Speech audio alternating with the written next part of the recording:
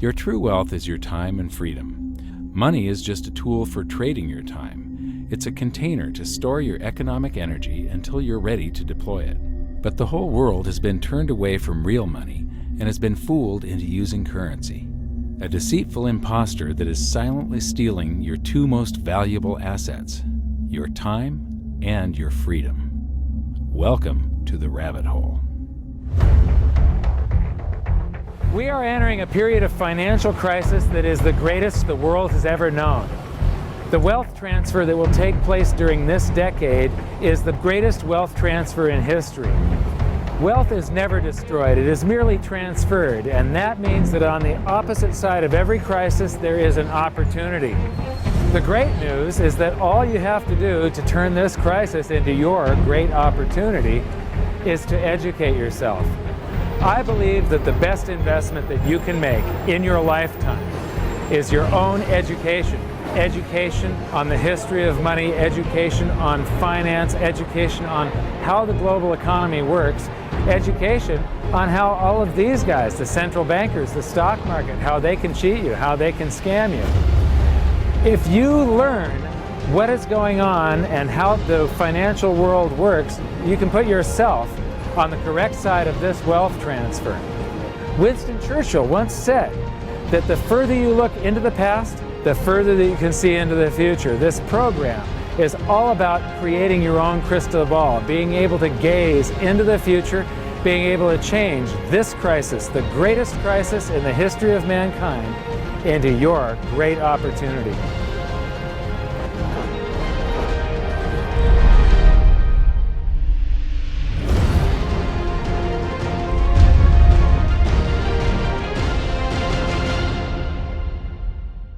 The hidden secrets of money, some of them are hidden in plain sight. They're like right in front of you. The way the monetary system works is something that isn't actually hidden away from all of us. It's out in the open, but it's complex and people just they can't see how it works. It's hard for them to imagine that we're living in such a hoax. Others are meant to be secret, but the truth is slowly coming out, like the Federal Reserve being a private corporation and not really part of the US government. But when I started studying this, what I found was that there was no place that I could point people to where they could get it all in one spot. And so I basically decided to write my book about it and consolidate monetary history, economics, the markets, fundamentals of gold and silver. There's a lot of smoke and mirrors in economics, and I've sort of made it my job to lift the fog for people.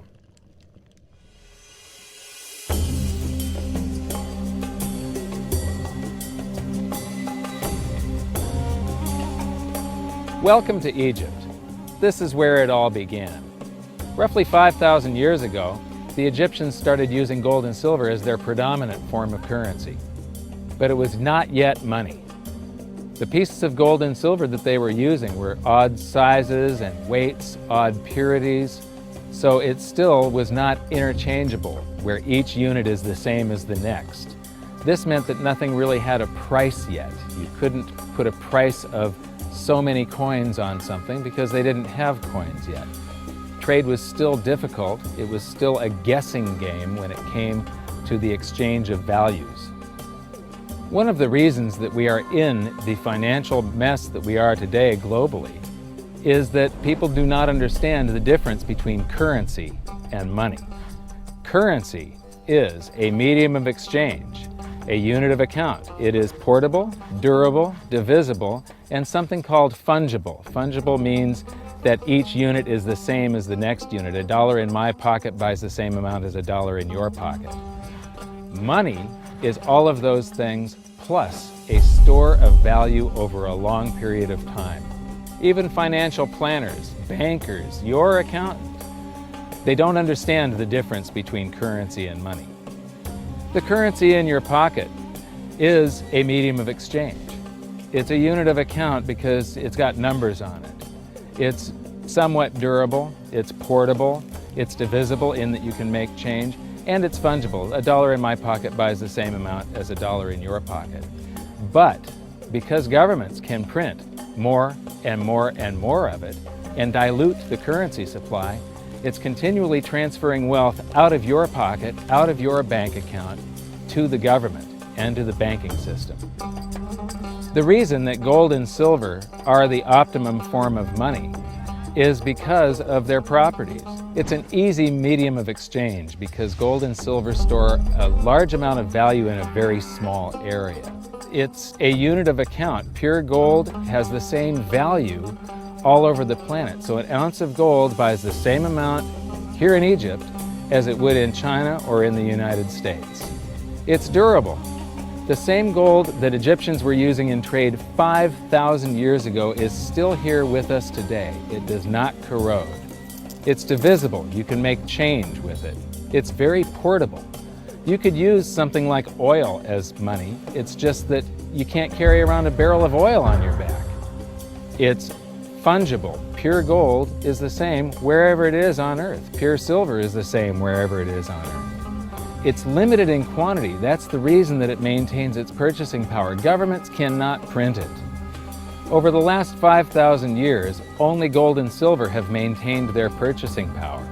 There have been thousands upon thousands of fiat currencies, currencies that are unbacked by gold or silver, and they have all gone to zero. It's a 100% failure rate. Well, fiat currency, of course, is a currency that exists at the dictate or by fiat from a government. You see, they have their printing presses, and the paper money rolls off the printing presses. And then they give it the fiat designation, which makes the currency official. It's just worthless paper. But when Ben Bernanke gives it the special sign, and they have the cult meeting at the Federal Open Market Committee meetings, it suddenly becomes currency. If you look at what's really going on, it's a con game. And so there's confidence. Well, the Federal Reserve is very forthright about what they're doing. If you read their websites, they'll tell you it's a confidence game. They tell you that there's no intrinsic value in their money. They'll tell you that they print it backed by absolutely nothing. They actually display all these facts. But if you tell somebody in the public that this stuff is created out of thin air, there's no backing whatsoever, it's absolutely worthless, it's about as valuable as monopoly money, they'll look at you like you're nuts. Is there an example throughout history of a fiat currency, a piece of paper that's unbacked by anything, surviving? Short answer, no. Long answer, no. And here's why. When Addison Wiggin took over at the Daily Record, when they got cranked up, Bill Warner asked him to catalog all of the fiat currencies throughout history and what happened to each of them. Addison dutifully went to work. Within a short period of time, he had gone through the alphabet. All the fiat currencies that started with the letter A were done. They all went to zero. He was halfway through the letter B, and all the fiat currencies that started with the letter B, and there were 600 of them in just the first letter and a half of the alphabet, and every single one of them went to zero. Every one. 600 fiat currencies that start with the letter A, and half of the ones that start with the letter B are 600 of these things. Not one ever came close. You think this one, the United States dollar, is going to be the first one after all that? I don't think so. No. No currency, fiat currency has ever survived. None. The thing about money is there actually is a fairly well accepted definition of what money is. The question is, as you apply that definition to particular things that people claim to be money, do they fit the definition? We'll just take the paper dollar, for example. How well does it perform those functions? Well, store of value. The dollar has lost 95% of its purchasing power since the creation of the Federal Reserve in 1913. So not very good as a store of value. One of the things I do is just a way to get the audience's attention is I have a slide, and there are 3 pictures on the slide. One is a pile of monopoly money. The other one is a pile of Federal Reserve notes, what Americans would call paper money. And the other one is a solid gold American Eagle 1-ounce coin. And the title of the slide is, which of these is not like the other? And if you know the show Sesame Street, or you have children who watch it, it's one of the favorite vignettes in Sesame Street. And what it really is a kind of IQ test for 5-year-olds. They're supposed to look at the 3 things and look at characteristics and find the one that's not like the other. Well, I've shown this slide to groups of Ivy League university professors, and I've also shown it to, children, kind of 5 years old, my nieces and nephews and so forth. And when the professors look at it, they say, well, clearly the dollars are not like the others, because gold has no role as money, and monopoly money is junk, and the American dollar is a store of value, so that's not like the other. But the children look at it and they say, well, the gold coin is not like the other, because the other two are just piles of paper, and the gold coin is clearly something different. So my question to the audience is, who's smarter, a 5-year-old or an Ivy League professor? Before World War I, each note that a treasury issued would say that there have been deposited with the United States Treasury $20 in gold coin payable to the bearer upon demand. The money was in the vault. The currency was a note they gave you that was a claim check, only a claim check on the money, the same as if you go to the dry cleaners and you give them your shirt and they give you a claim check for your shirt. The value is that shirt at the dry cleaners, not the piece of paper that says that you own that shirt. So our currency that circulated was the paper US dollars, and they were claim checks on money. The next hidden secret is the difference between currency and money. Money must be a store of value and maintain its purchasing power over long periods of time. As we progress through this series, you'll learn that national currencies are really a tool used by the government and the financial sector to leech away your time and your freedom by stealing your purchasing power. So rather than storing your economic energy, currencies leak. Now compare that to the gold and silver the Egyptians were using. Like I started with, it still wasn't money because it wasn't interchangeable yet. But they were on the right track, as gold and silver have proven over thousands of years to be the ultimate store of value. Gold is only formed when a star explodes, a supernova, and it stays around forever. This is one of the properties that make it the ultimate money.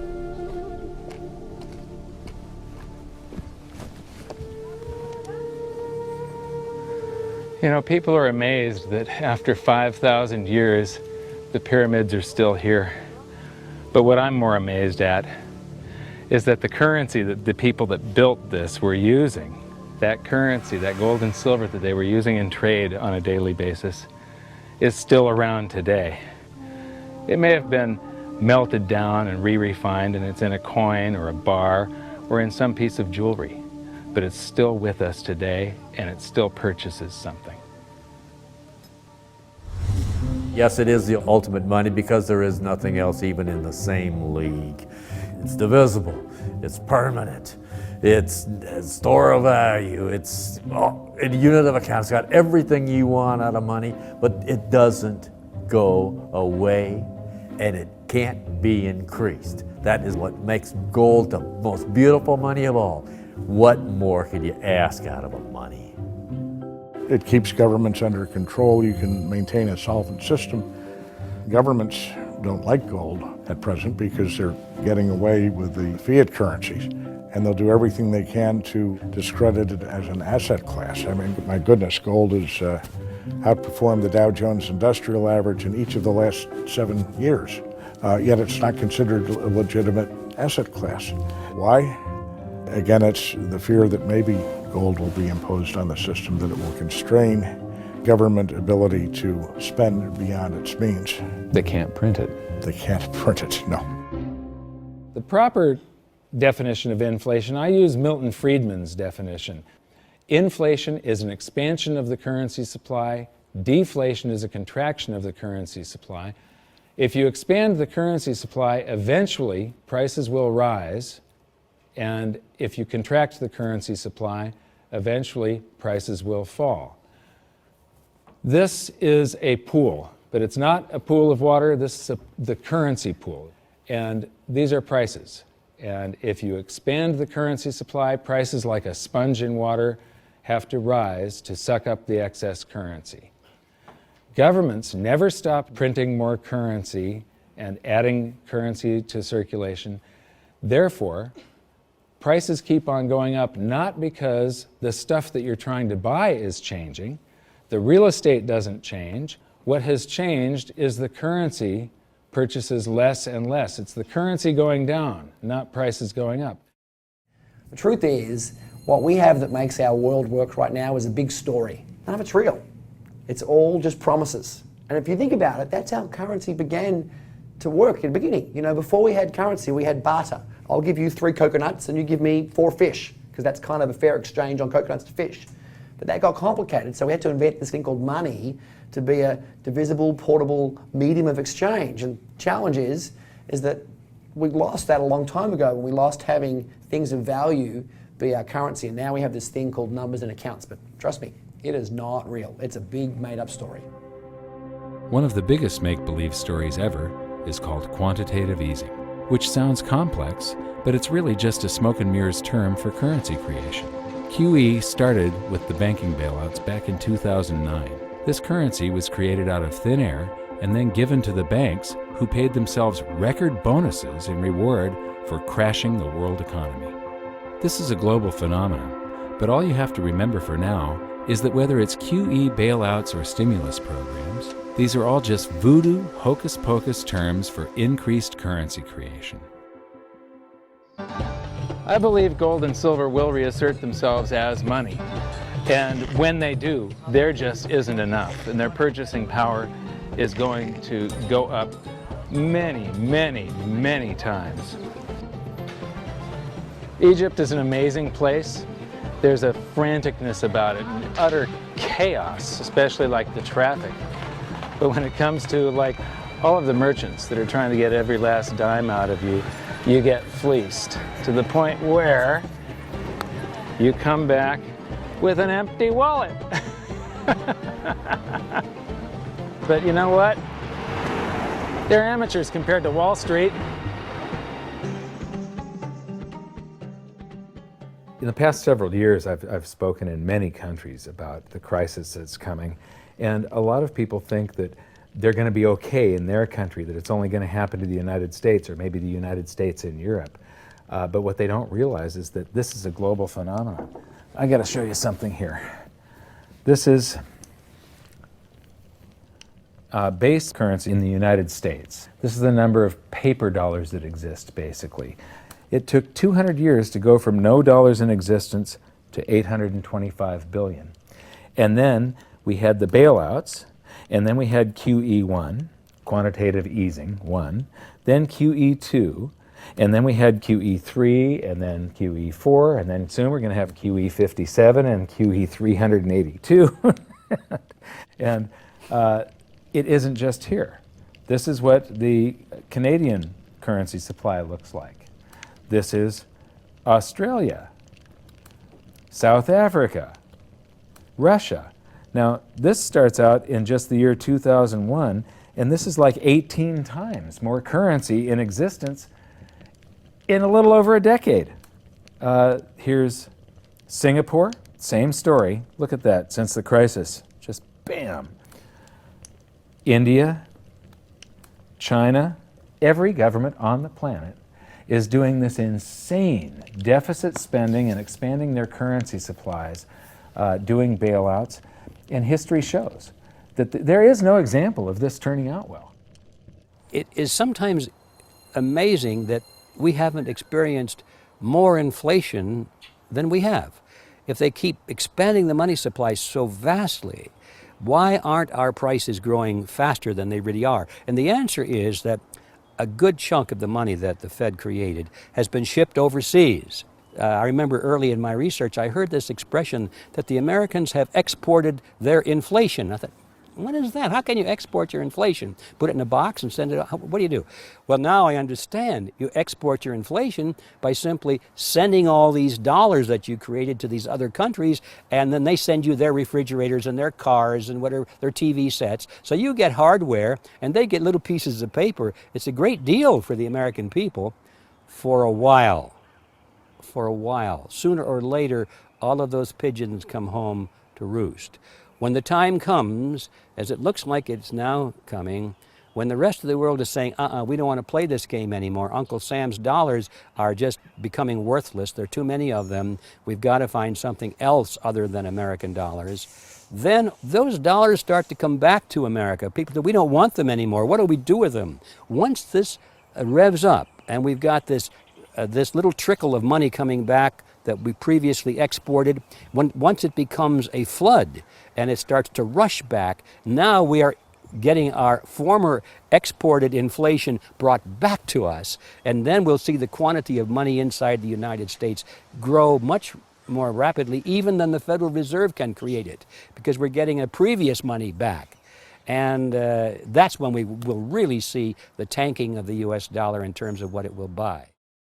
During the second round of quantitative easing, global food prices went up 60%.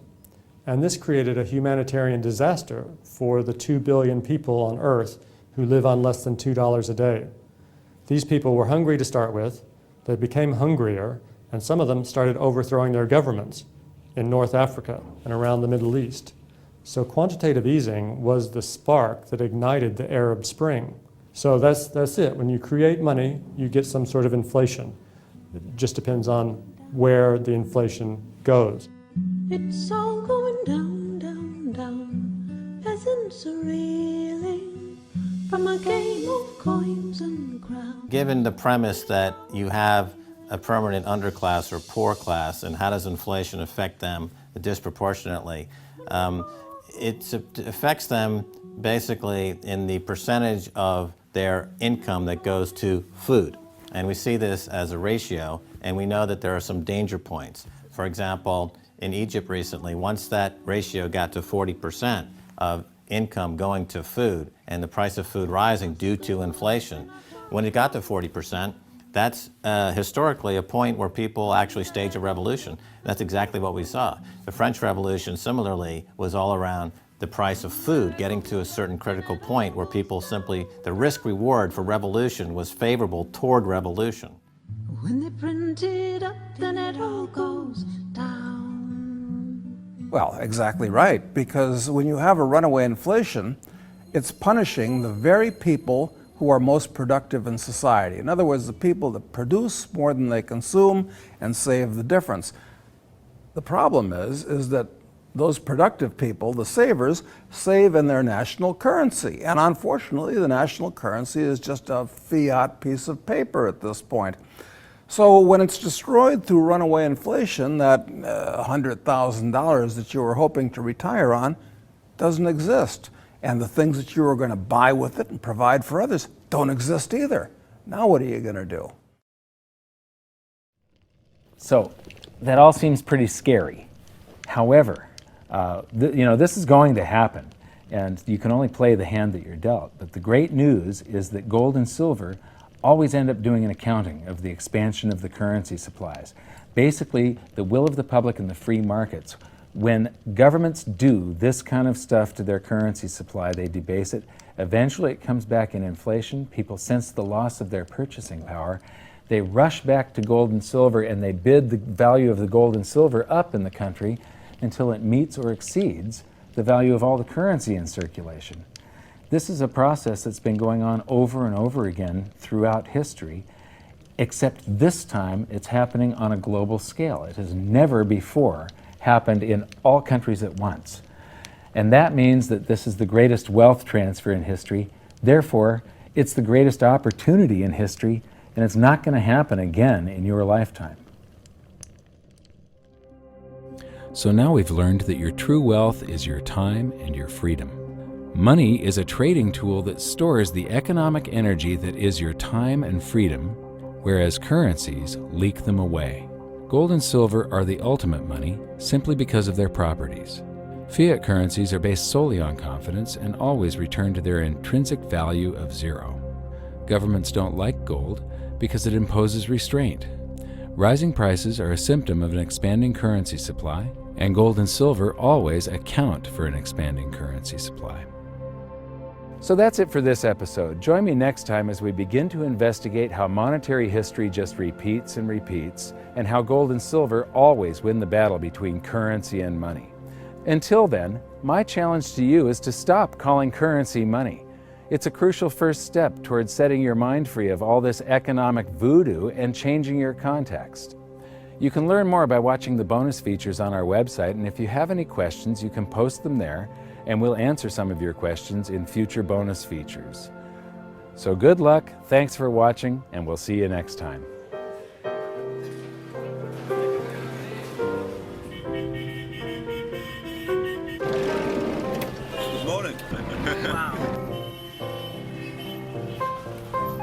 What does fiat mean? It comes from the Latin for crappy car.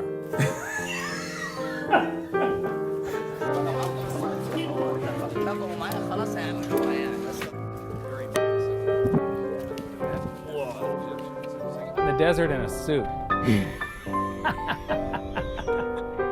My camel died. You're not too sure about that, are you? Huh?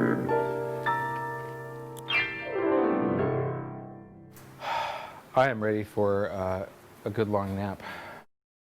Hi, welcome to this bonus feature for the very first episode of Hidden Secrets of Money. And this is currency versus money. So that's the major topic that